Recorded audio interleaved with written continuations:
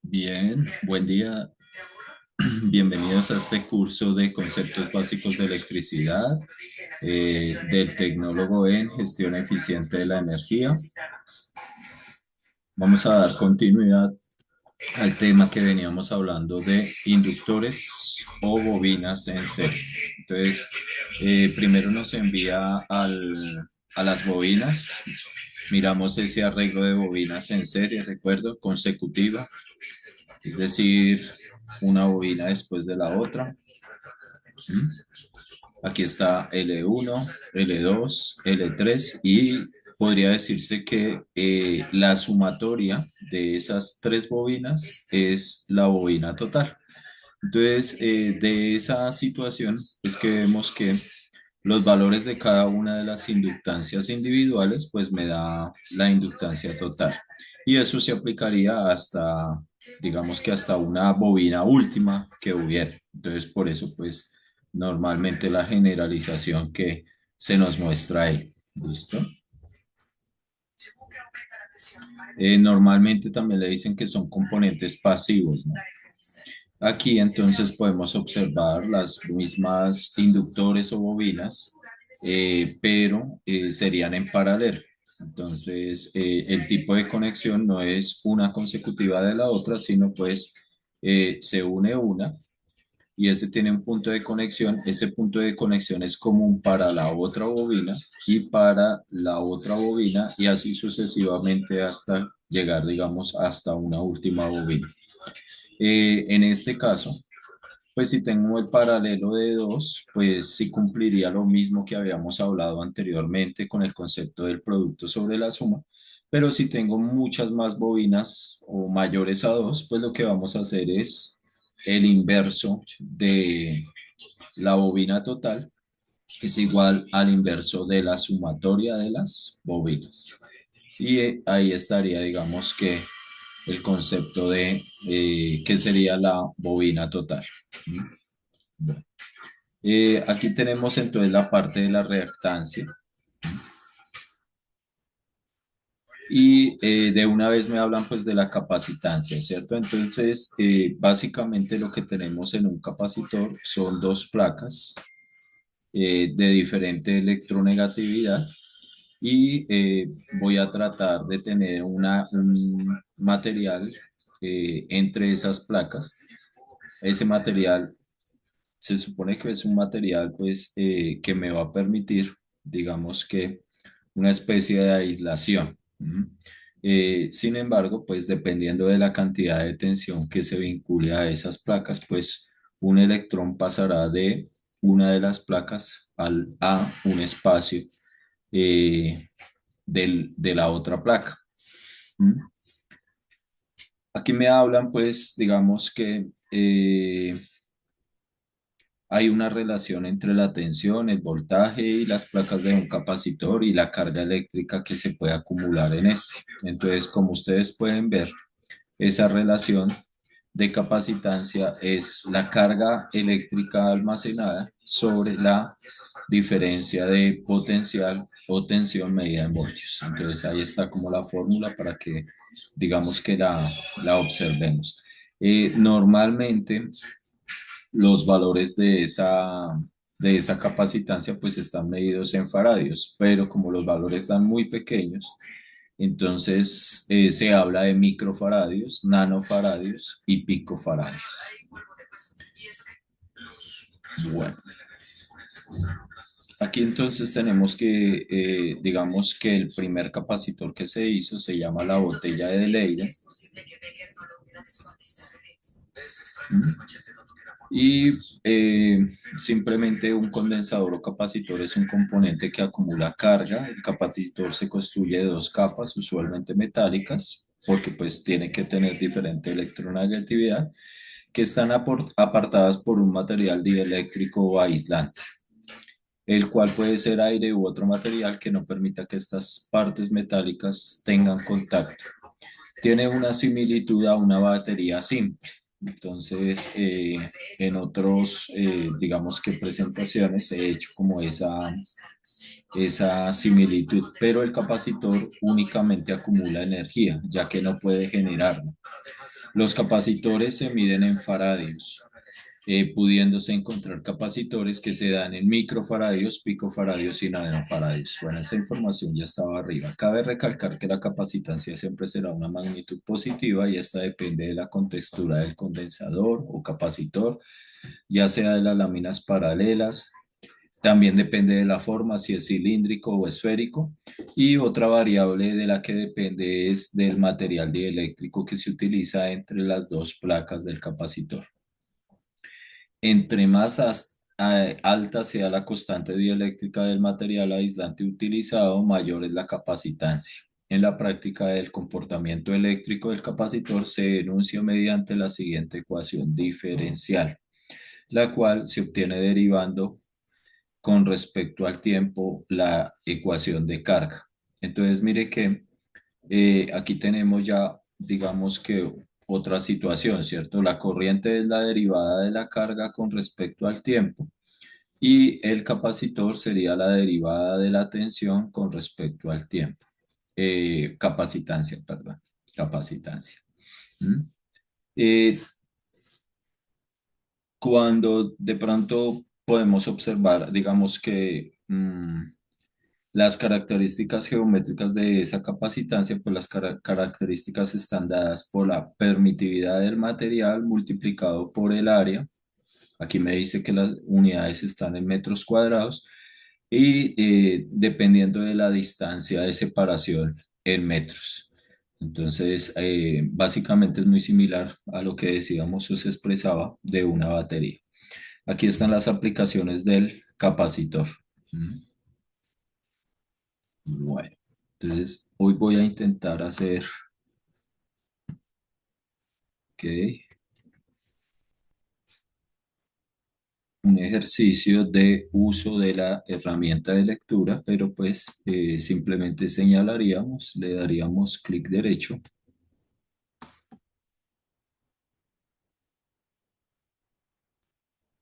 y le diríamos Read Text.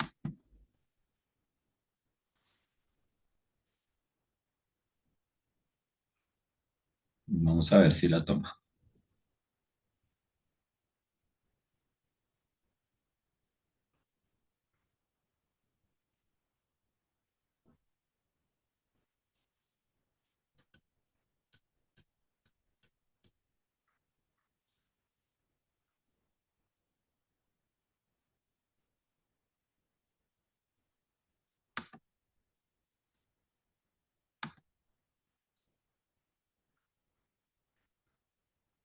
Bueno, parece que no la tomó. Entonces, leámosla nosotros.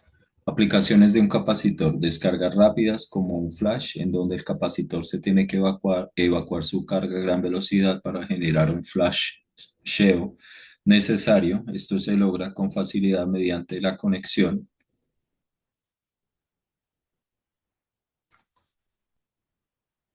Que algo pasó acá, que me recargó la información.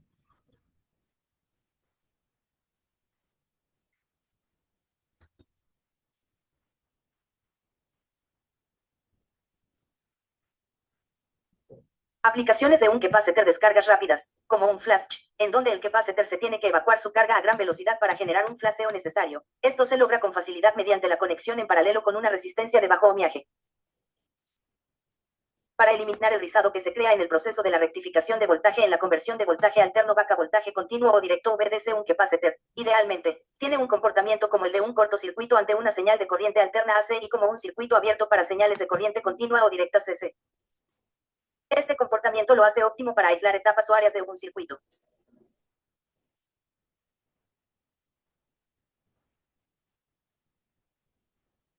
Bien, entonces, ¿qué pasó? Cuando le di la opción a la inteligencia artificial, pues ella lo que hizo fue ir y mirar toda la lectura de la página, pero pues esto ya lo habíamos visto. Esta herramienta es muy buena cuando yo tengo un PDF, porque lo que hace es que ella va leyendo así como les mostré.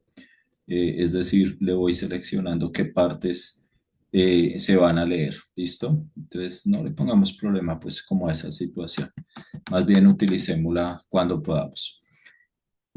Sí he notado que cuando hay ecuaciones es un poquito más, más difícil, ¿no? Entonces, por eso me gustó más este tipo de profile, porque entonces me permite leer diferente. Condensadores en serie. Mm. En la figura puede observarse que se conectan cuatro capacitors en serie, con el fin de obtener el condensador o capacitor equivalente, mediante la utilización de la expresión. Entonces estamos diciendo que prácticamente, si nosotros recordamos lo que acabamos de decir de cómo se comportan unas bobinas en paralelo, pues el condensador está haciendo lo contrario. O sea que un capacitor o una capacitancia equivalente, el inverso de la capacitancia equivalente es el inverso, es la suma de los inversos de cada una de las capacitancias. Bueno, y eh, está haciendo lo contrario totalmente de la bobina, ¿no? Entonces, si se desea el cálculo de dos o más capacitores, bueno, ahí entonces me está diciendo cuál sería el asunto.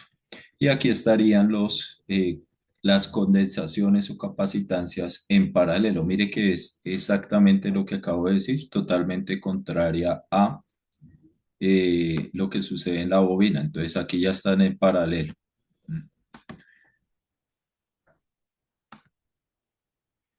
En la figura se puede observar que se conectan cuatro condensadores en paralelo. Para obtener el condensador o capacitor equivalente se utiliza la siguiente expresión. Que sería la capacitancia equivalente es igual a la suma de cada una de las capacitancias. ¿Listo? Y aquí lo que están haciendo es que extienden la fórmula que acabamos de ver, que está hecha para cuatro condensadores, pues para n condensadores. ¿Listo? Bien. Aquí tenemos los diferentes tipos de capacitores. Primero está el símbolo, sería este. Se parece mucho al de la fuente, ¿no? La fuente viene un poquito recortada. Y aquí tenemos diferentes tipos de capacitores. Entonces hay uno que le llaman tipo lenteja, que sería este delgado. Aquí yo tengo uno que es como cilíndrico. Aquí también tengo otro cilíndrico, le dicen electrolítico. Aquí tengo uno rectangular y tengo diferentes capacitores dependiendo, pues digamos, de esa geometría, pues entonces se está logrando la capacitancia. Bueno, ok, sigamos acá. Existen capacitores fijos. Mm.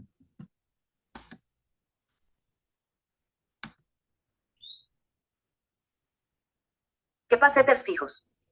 Son de capacidad fija, cuyo valor no se puede modificar y está determinado por el fabricante. El tipo de dieléctrico utilizado para su construcción define sus características principales y el tipo tales como Entonces serían cerámicos, digamos que ahí sería como el tipo de material, de plástico, mica, electrolísticos de doble capa eléctrica. De lo que yo puedo tener conocimiento, la mica es un material altamente resistente al calor. Normalmente, si uno quiere un circuito que sea resistente al incendio, es decir, que no se vaya a, digamos, a quemar, la especificación debe ser con mica, pero pues no todos los circuitos deben cumplir esa característica, ¿no? Aquí me hablan de los capacitores cerámicos. Entonces vamos a permitirle ahí a esa inteligencia artificial que nos lea ese texto.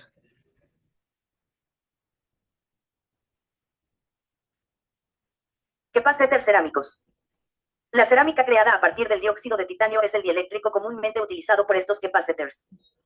Este material le da características de inestabilidad al condensador, por lo que en base al material se hace la clasificación de dos grupos. Grupo I, coeficiente de temperatura mejor definido y casi constante y caracterizados por una alta estabilidad. Grupo 2, de características no lineales, coeficiente de temperatura prácticamente no definido, los valores de capacitancia varían considerablemente con la temperatura, el voltaje y uso.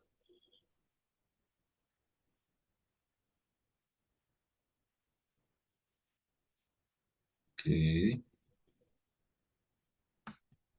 Tiene una elevada permitividad. Tiene amplias posibilidades de diseño mecánico y eléctrico gracias a las altas constantes dieléctricas que permiten las características de la cerámica. Listo. Bueno. Capacitores de plástico. Capacitors de plástico. Son condensadores con altas resistencias de aislamiento y elevadas temperaturas de trabajo.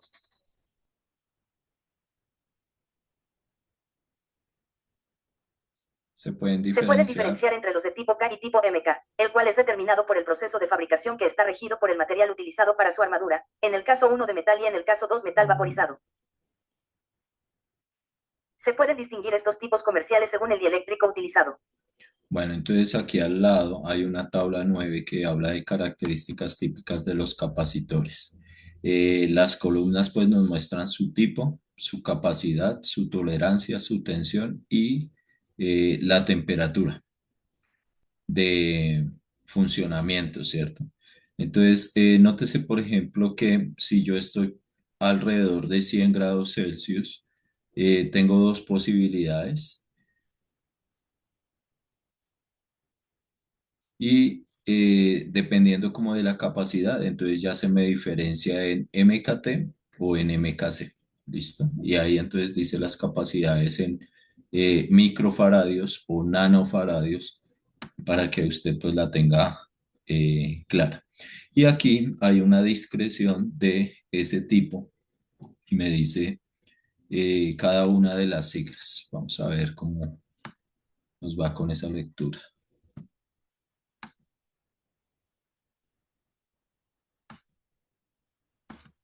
KS. Styroflex. Compuesto por un dieléctrico es de poliestireno más láminas de metal. KP. Compuesto por dieléctrico de polipropileno más láminas de metal. MKP. Compuesto por dieléctrico de polipropileno y armaduras de metal vaporizado. MKY. Compuesto por dieléctrico de polipropileno de alta eficiencia y láminas de metal vaporizado. MKT. Compuesto por dieléctrico de teraftalato de polietileno, poliéster, más láminas de metal vaporizado. MKC. Macrofol. Compuesto por dieléctrico de policarbonato más metal vaporizado para las armaduras. Ok, bueno, ahí está leyendo bien, ¿no?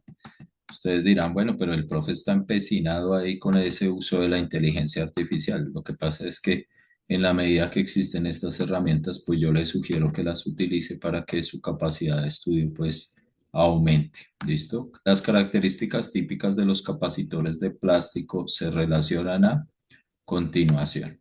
Entonces, le damos la primera, capacitores de mica. Capacitor semica. El dieléctrico utilizado es la mica o silicato de aluminio y potasio para este tipo de capacitors. Estos se destacan por sus pequeñas pérdidas, ancho rango de frecuencias y estabilidad alta ante la temperatura y el tiempo de uso. Ok. Entonces aquí el lenguaje de usuario nos dice que tenemos que marcar el número, pues para las personas que decían que no estaban entendiendo cómo funcionaba la plataforma, ¿no?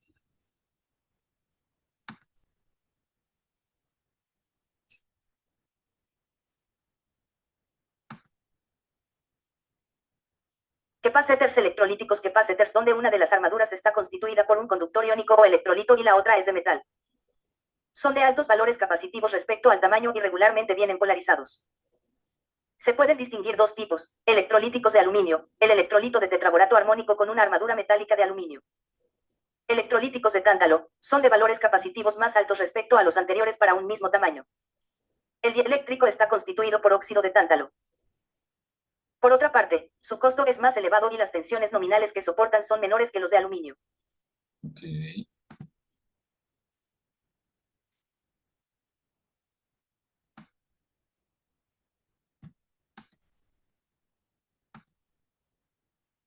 Capacitors de doble capa eléctrica. Capacitors de gran capacidad por unidad de volumen. A esto se le debe el nombre de supercapacitors o no usan dieléctrico por lo que son muy delgados. Desde el punto de su aplicación como fuente acumulada de energía dentro de sus características eléctricas más significativas se tiene altos valores capacitivos, tamaños reducidos, bajas corrientes de fugas, alta resistencia serie y pequeños valores de tensión. Ok. Mira, la característica de estos es que tengo prácticamente dos posibilidades de carga eléctrica porque pues tienen doble capa. Entonces me imagino que son de características de uso especial. Listo.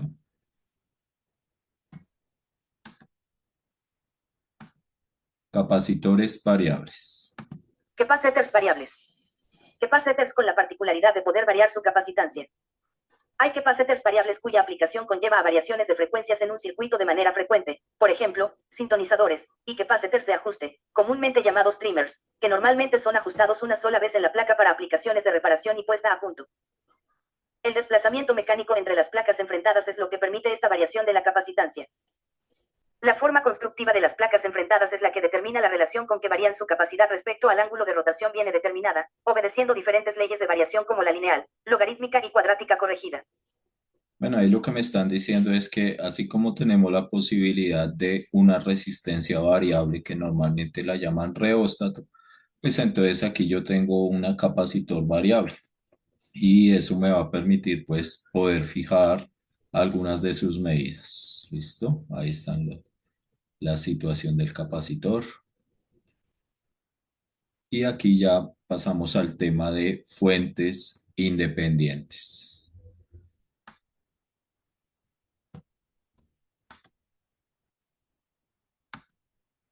5.4 Fuentes independientes. Las fuentes de corriente son aquellas que suministran una corriente constante al circuito o resistencia que se les conecte. Por tanto, si cambia el valor de la resistencia de carga, la fuente aumenta o disminuye la diferencia de potencial entre sus terminales, de tal forma para conservar constante la corriente por esa resistencia. Listo, entonces aquí tenemos que está el símbolo de esa fuente como tal. ¿Mm? Fuentes de tensión independiente.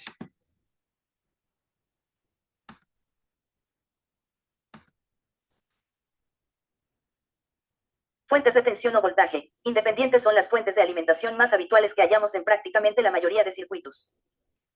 Entre sus terminales se suministra un voltaje, o tensión, constante. Por tal razón la corriente que suministra depende del valor de la resistencia del circuito o de la resistencia de carga que se conexione. Un ejemplo claro de esto es que si poseemos una fuente de voltaje de 12 voltios y le conectamos una resiste de 2, circularán por el resiste 6 amperios. Si por el contrario se conecta un resiste de 6 ohm, circularán 2 amperios. Pero siempre la tensión entre los terminales de la fuente es constante. Bueno, nótese que, por ejemplo, cuando hace la lectura del símbolo no lo hace, ¿no?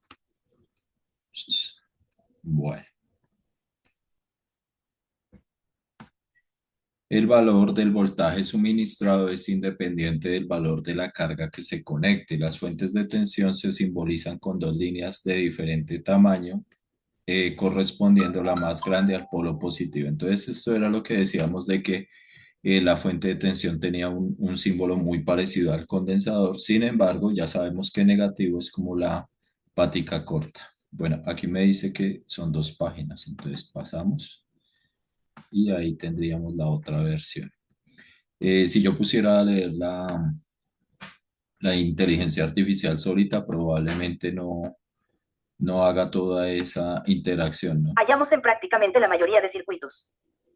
Entre sus terminales se suministra un voltaje, o tensión, constante. Por tal razón la corriente que suministra depende del valor de la resistencia del circuito o de la resistencia de carga que se conexione. Un ejemplo claro de esto es que si poseemos una fuente de voltaje de 12 voltios y le conectamos una resiste de 2, circularán por el resiste 6 amperios. Si por el contrario se conecta un resiste de 6 ohm, circularán 2 amperios. Pero siempre la tensión entre los terminales de la fuente es constante. El valor de voltaje suministrado es independiente del valor de la carga que se conecte. Las fuentes de tensión se simbolizan con dos líneas de diferente tamaño, correspondiendo la más grande al polo positivo. Medio. Fuentes de corriente independientes. Las fuentes de corriente son aquellas que suministran un flujo de electrones constante al circuito o resiste que se les conecte. Por lo tanto, si cambia el valor del resiste de carga, la fuente aumenta o disminuye el voltaje entre sus terminales, de tal forma, para conservar constante la corriente por esa resistencia. El valor de corriente relacionado por la fuente es constante independientemente del valor de la carga conectada. Bueno, Entonces, nótese que, por ejemplo, ahí hizo una doble lectura de la situación porque ella ve eso como un parágrafo único conectado. Por eso es que cuando yo les digo a ustedes, chicos, que utilizan la inteligencia artificial, pues ella hasta ahora está práctica. Ahora todo le llamamos inteligencia artificial primero que todo. Esta es una herramienta y hasta ahora pues está en prueba porque pues es prácticamente programar todas las cosas para que nosotros nos quede como la vida más fácil. Mire esta situación de la fuente de corriente. Con una flecha yo estoy diciendo tengo una fuente de corriente y la fuente de corriente es una fuente de corriente constante. Creería yo que a todas estas cositas que nos están explicando nos falta de pronto un dibujo real de la situación, ¿no? Entonces voy a poner a leer este a la inteligencia artificial, pero el otro sí lo leo yo, que ya sé que lo va a duplicar. 5.5 fuentes dependientes. Fuente de voltaje dependiente. Una fuente de voltaje dependiente o controlada es aquella cuyo voltaje entre sus terminales depende de, o la controlan, un voltaje o una corriente existentes en algún otro lugar del circuito. Una fuente de voltaje controlada por voltaje, FVCV, es una fuente de voltaje controlada por un voltaje determinado y una fuente de voltaje controlada por corriente, FVCC, es una fuente controlada por una corriente ya establecida. Ok, entonces, bueno, aquí me está diciendo que tengo una fuente controlada por voltaje y una fuente controlada por corriente. ¿M? Entonces, nótese que sí tengo una fuente, pero prácticamente coloco dos símbolos. Uno que me está diciendo quién está controlando a quién y la fuente. Entonces, la fuente está como en el rombo, pero esa fuente está multiplicada, en este caso por V1, pero V1 sería ¿qué? El voltaje que hay acá. Entonces, por eso decimos que es una fuente controlada por voltaje. Mientras que aquí, de pronto en la imagen no se ve, lo que tengo es un valor que está multiplicado por una corriente, pero la corriente precisamente es esta de acá. Por eso se llama una fuente controlada por corriente. En la siguiente sección dice que la fuente de corriente dependiente o controlada es aquella cuya corriente depende de un voltaje, una corriente existente en un lugar cualquiera del circuito. Una fuente de corriente controlada por voltaje está controlada por un voltaje determinado y una fuente de corriente controlada por corriente está determinada por la corriente. Pues sí, esa es la verdad. Bueno, aquí nos hablan de esas características de los coeficientes. Dice, mu y beta son constantes adimensionales llamadas habitualmente ganancia de voltaje o corriente respectivamente. R y G son unidades en ohmios o megaohmios o mho respectivamente, que sería como el inverso, ¿cierto? Las fuentes dependientes son componentes fundamentales en el análisis de circuitos amplificadores. También desempeñan otras funciones tales como aislar una etapa determinada en un circuito del resto de la red o entregar una resistencia negativa. Como se sabe, el resistor es un elemento pasivo con resistencia positiva. Sin embargo, por medio de las fuentes dependientes se pueden fabricar resistencias negativas. Listo. Y ahí, entonces vemos que se acaba, pues, digamos que conceptos básicos de electricidad. Entonces, lo que se debe hacer aquí es mirar hasta dónde estuvimos, ¿cierto? Entonces, ya se vieron varias secciones y aquí digamos que aquí sí es incómodo que no se ve. Pasamos supuestamente a la actividad didáctica. Entonces, actividad didáctica, objetivo, relacionar los principales símbolos utilizados con el contexto de la electricidad, Ministerio de Minas y Energía. Entonces, la idea es que prácticamente es como un rompecabezas y aquí ya puedes realizar la actividad. Y el verbo que vas a hacer, pues es arrastrar y soltar. ¿Mm? Miremos otra, el síntesis. Entonces, la electricidad es un conjunto de fenómenos físicos que se producen cuando existe un movimiento de los electrones, de los átomos que forman cualquier tipo de materia. que se determina mediante un sistema teniendo en cuenta sus características propias y los elementos que le componen. En el siguiente mapa conceptual podrá observar en detalle cuáles son los conceptos relacionados con el tema de la electricidad. Entonces, miremos si en realidad es un mapa conceptual. Bueno, porque hay mapas mentales, ¿no? Entonces tengo un título, conceptos básicos de electricidad, y tengo unos enlaces. Entonces está definido por sistemas de unidades, definición de magnitudes eléctricas y elementos del circuito. Después voy a cada sección. Sistemas de unidades. Se conceptúa mediante unidades básicas, derivadas, prefijos de sistemas internacionales, notación científica, simbología eléctrica, y ahí queda esa sección. Definición de magnitudes eléctricas. Tiene en cuenta la diferencia de potencial, la corriente eléctrica y el efecto Joule. Y los elementos de circuito son elementos presentes en la resistencia. Entonces, una cosa, la característica sería la resistencia y el elemento, el resistor. La inductancia, el inductor. La capacitancia, el capacitor. Y estaría la fuente independiente y la fuente dependiente. Naturaleza eléctrica de la materia se explica por la teoría atómica, los tipos de enlace molecular, la conducción de los materiales, la conductividad o resistividad de los elementos.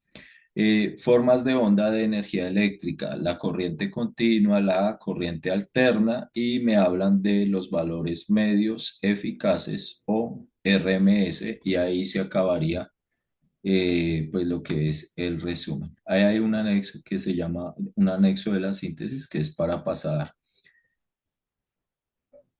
la información en PDF y poderla tener el aprendiz. Miremos el glosario.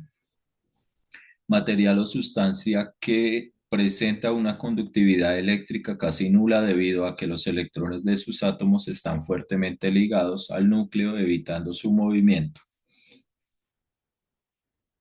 Amperio o amper, unidad de intensidad de la corriente eléctrica cuyo símbolo es A. Átomo es la unidad más pequeña del elemento químico que mantiene su identidad y sus propiedades. Bueno, miremos a ver cómo lo toma acá. Voy a leer una letra el instructor, una letra la inteligencia artificial, a ver cómo nos va.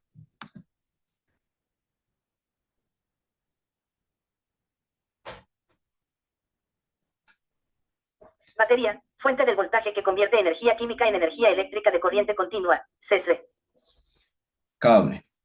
En electricidad, alambre o propiedades conductoras de la energía eléctrica está formado por uno o varios conductores, constituidos a su vez por varios hilos elementales de cobre. También pueden ser de aluminio, pero se utilizan raramente. Paro ahí. Se utiliza raramente el aluminio porque hay un diámetro en el cual él ya no se puede trefilar, que es pues adelgazar, y el material se vuelve quebradizo. Entonces, el material que se puede trabajar en calibres delgados y que normalmente es de instalaciones internas se denomina aluminum alloy 8000 series o 8000 series, o sea, aluminio serie 8000. Todo el metal va protegido por una cubierta aislante flexible y normalmente impermeable. Bueno, pues sí es aislado, ¿no? Capacitancia, reactancia capacitiva en la corriente eléctrica. Bueno, ahí quiero que no confundamos de pronto, es que creo que vale la pena de pronto más adelante que se haga una aclaración de la reactancia capacitiva, porque pues la capacitancia está dentro de la reactancia capacitiva. Capacidad que tiene un componente, cuerpo, circuito, etcétera, para acumular una carga eléctrica. Corriente alterna. Es aquella en la que su sentido de movimiento varía con el tiempo, sus valores o magnitudes no permanecen incesantes. Corriente continua es aquella en la que su valor o magnitud se sitúa constante en el tiempo y sin dirección variable. Bueno, ahí difiero también de que la magnitud es constante en el tiempo. Para un tiempo pequeño, probablemente sí. Y esa es como la diferencia, digamos, de un condensador o capacitor y una batería. La batería es una energía que se guarda y que permanece a lo largo del tiempo, pero en algún momento se va a descargar la batería. Por lo tanto, no es constante, sino que es constante dependiendo del tiempo que estoy midiendo. Y en el caso del capacitor, el tiempo es el que disminuye, entonces es más rápido el tiempo de carga y descarga de un elemento como un capacitor. ¿Listo? Corriente eléctrica consiste en el movimiento de electrones por unidad de tiempo a través de un conductor eléctrico. Energía eléctrica. Bueno, esta le corresponde a la inteligencia artificial.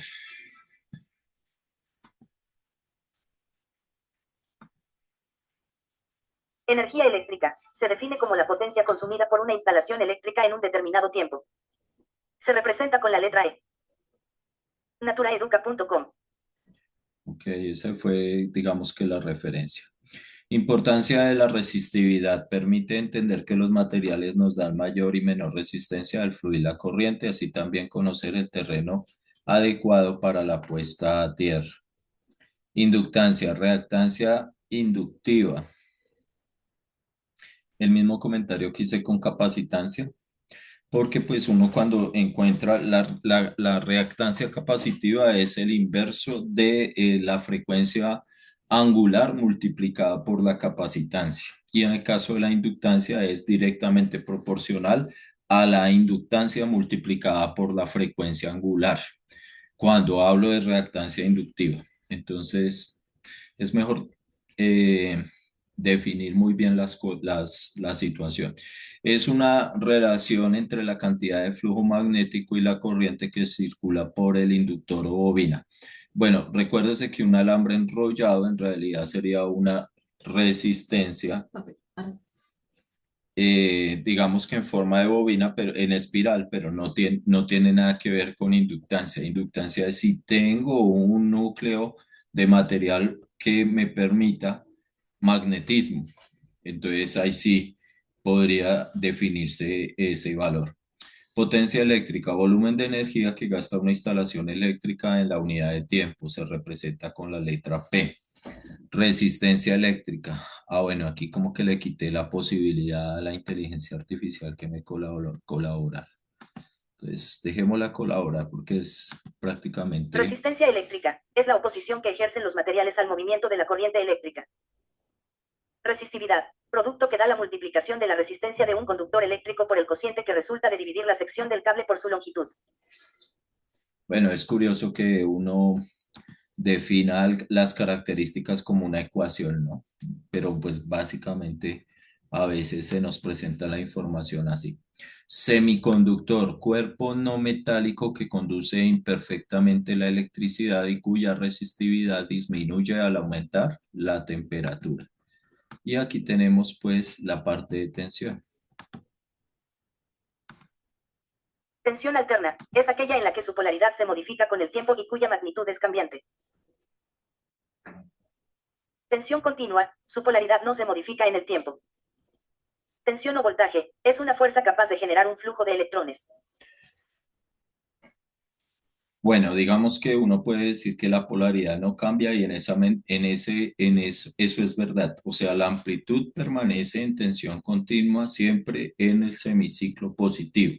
Sin embargo, sí va a variar con respecto a la amplitud. Entonces voy a dar un ejemplo rápidamente, que sería, por ejemplo, colocar un panel solar y yo tengo una tensión de entrada en ese momento, o sea, el valor instantáneo de tensión. Y esa tensión es en corriente continua, pero un instante después se presentó una nube, pues entonces hay una caída de tensión o más bien hay una falta de generación de energía porque pues no se puede coger toda la irradiancia solar. Y en esa medida entonces el valor continuo que se supone que no se modifica en el tiempo, sí se modifica. ¿Mm? Entonces, todo depende de la variable tiempo y eso es súper importante porque pues depende de contra qué la estoy comparando. ¿Listo? Bueno, Ok, básicamente aquí también terminamos con la sección del glosario y aquí hay una sección de material complementario. Entonces, mira que en el material complementario me están dando dos documentos para que yo vaya y lo chequee a través de los enlaces que tienen que ver con sistemas de unidades. Uno, que sería el anexo general del RETI resolución 90708 de agosto 30 del 2013, donde está pues digamos que la simbología. Y aquí el otro sería el Código Eléctrico Colombiano, norma técnica 2050 y me manda el PDF. Bueno, valdría la pena decir, saber si es definitivamente, eh, me manda todo el documento o me manda una sección que tenga que ver con conceptos básicos de electricidad o que tenga que ver con sistemas de unidades. Listo. Bueno, la verdad prácticamente terminamos con estos conceptos básicos de electricidad y digamos que por la cantidad de tiempo que se le generó a estos videos que eran pues alrededor de cada media hora, creería yo que fueron varios videos, sin embargo, vale la pena como mirar si se puede continuar. eh, digamos que aumentando el tiempo para poder dar celeridad. ¿Listo? RD, los conceptos básicos de electricidad, por favor nos concentramos en las actividades correspondientes que se deben hacer en esta formación de gestión eficiente de la energía. Un saludo, que estén bien.